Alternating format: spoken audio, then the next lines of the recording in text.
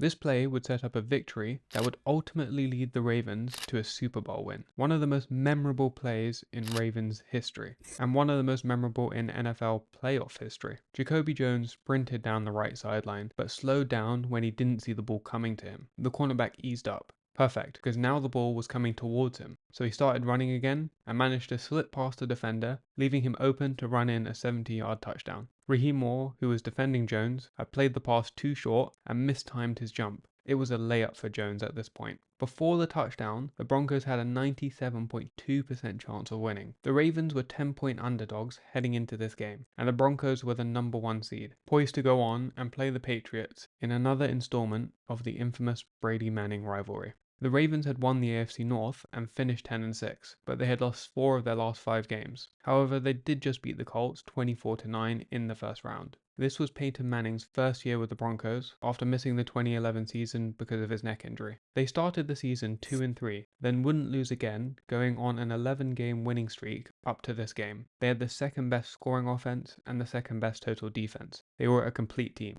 On top of the mismatch, it was one of the coldest games in Ravens history. Gatorade was frozen, the sideline heaters ran out of fuel, water turned to ice when it was exposed to air. Despite being heavy underdogs, the Ravens went blow for blow with the Broncos. Both scored 14 points in the first quarter, including a 90-yard punt return by Trindon Holiday, the longest in postseason history. Manning would also throw his first interception, which was returned for a 39-yard touchdown. They'd be tied 21-21 at the half. The second half started off with a kickoff return by Holiday for 104 yards. He became the first player ever to return both a punt and a kickoff for a touchdown in a postseason game. It would also be the record for longest return in postseason history.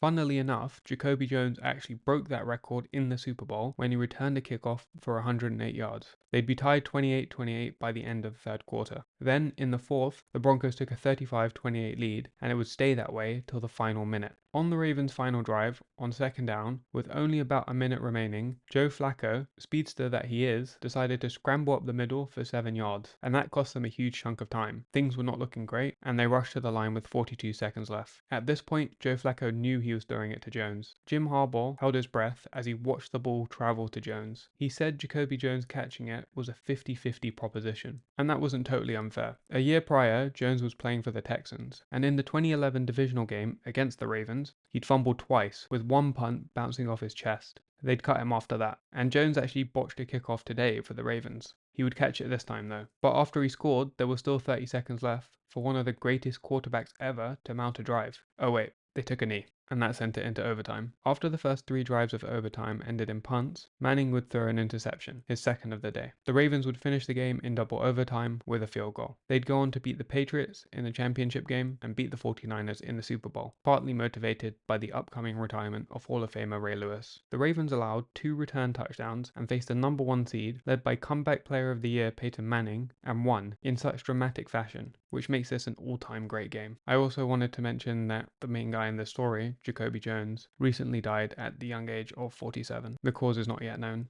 Alright, thanks for watching.